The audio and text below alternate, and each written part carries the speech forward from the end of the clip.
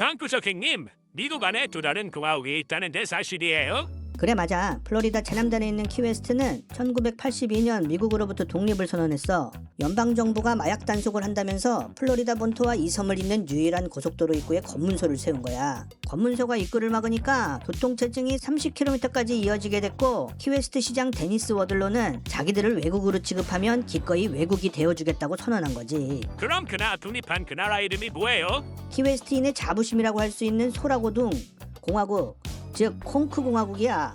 독립선언을 하자마자 이 사람들은 미국에 선전포고를 해. 그리고 유통기한이 지나 돌덩이처럼 딱딱해진 쿠바빵이 이들의 무기였어. 연방정부를 상징하는 해군 제복을 입은 남자의 머리를 이 쿠바빵으로 내리치면서 전쟁이 시작됐어. 근데 워들로 시장은 즉시 항복을 선언하면서 미국과의 전쟁에서 패배했으니 국가재건을 위해 10억 달러의 원조를 달라, 이렇게 요구했지. 형님, 이건 뭐 셀프 전쟁의 셀프 협상이네요. 북치고 장구치고.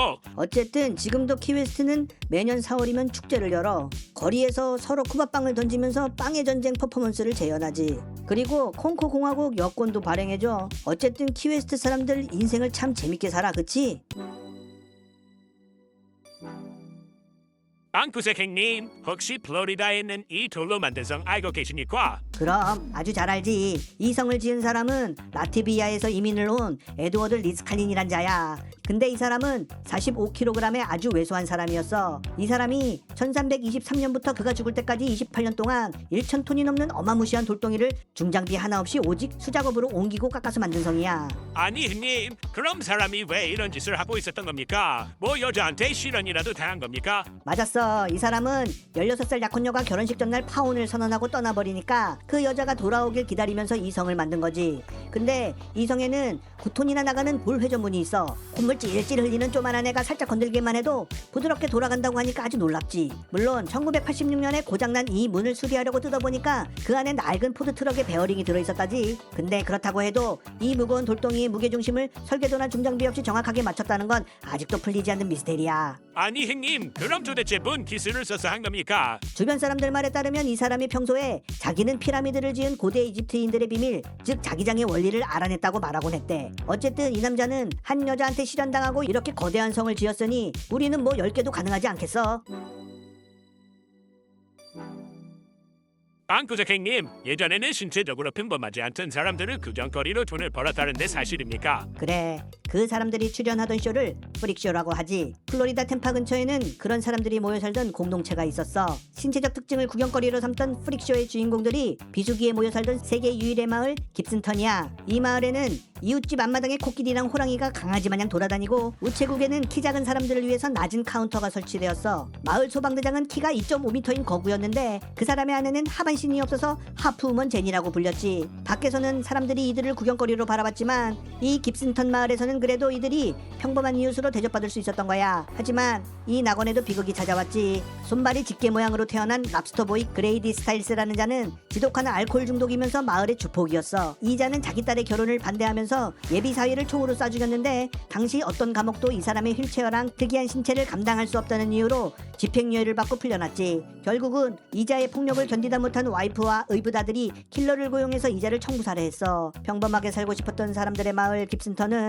플로리다가 품은 아프고도 독특한 역사적 파편이지.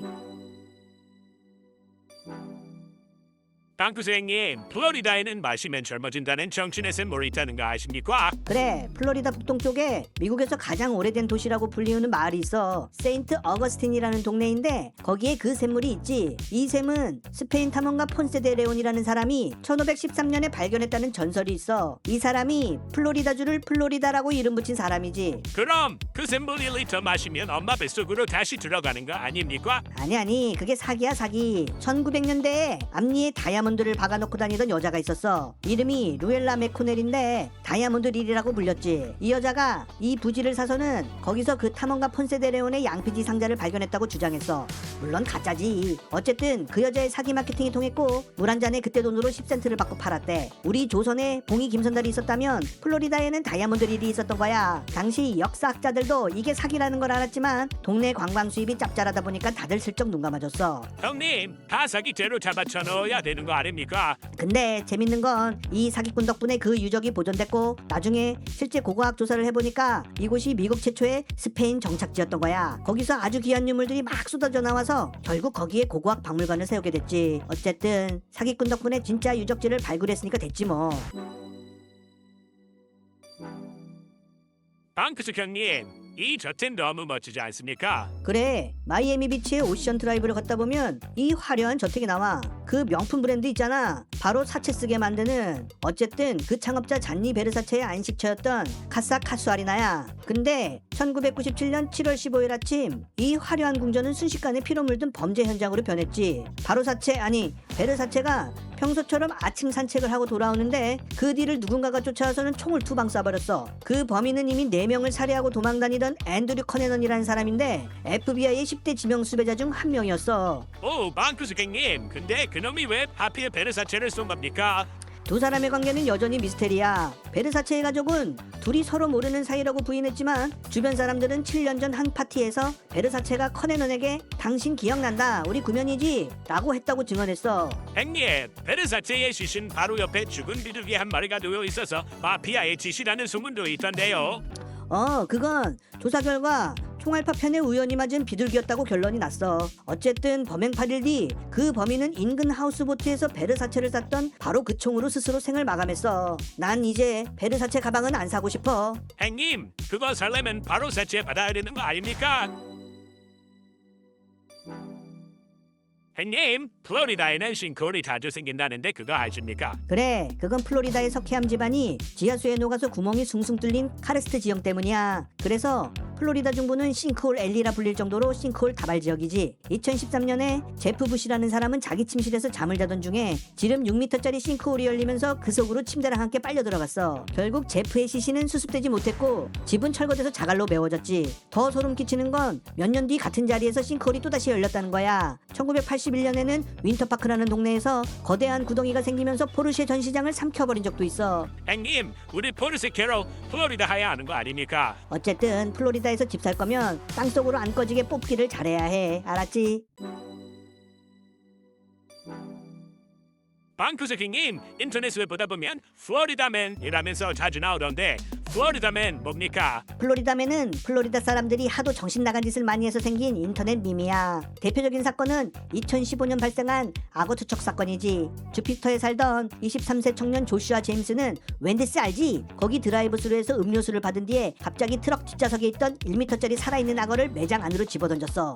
형님, 그 악어는 그 정신 나간 자식을 왜 안 물었답니까? 중요한 건 이 친구의 범행 동기가 그저 친구들이랑 재미있는 장난을 치고 싶었다는 거지. 법원은 악어를 살상무기로 규정하고 이자를 1년 보호 관찰과 평생 웬디스 출입 금지령을 청구했어. 아니 형님, 그럼 웬디스 안 가고 맥도날드 가서 또 하면 어떡하는 겁니까? 또 다른 플로리다맨은 고속도로에서 경찰과 추격전을 벌이다가 갑자기 차를 세우더니 경찰차 위로 올라가서는 현란한 춤을 췄지. 체포된 그 친구는 화성인의 진공을 막기 위해 춤을 춰야 했다고 했어. 어떤 플로리다맨은 수염 도마뱀을 채찍처럼 휘둘러 직원을 때리기도 했고, 또 어떤 사람은 다람쥐를 특공대처럼 훈련시켜서 전 여자친구를 습격하게 하기도 했지. 구독자님들아, 그 후 검색창에 자기 생일과 플로리다맨 검색해서 내 생일에 플로리다맨 어떤 사고 쳤는지 댓글로 한번 달아봅시다.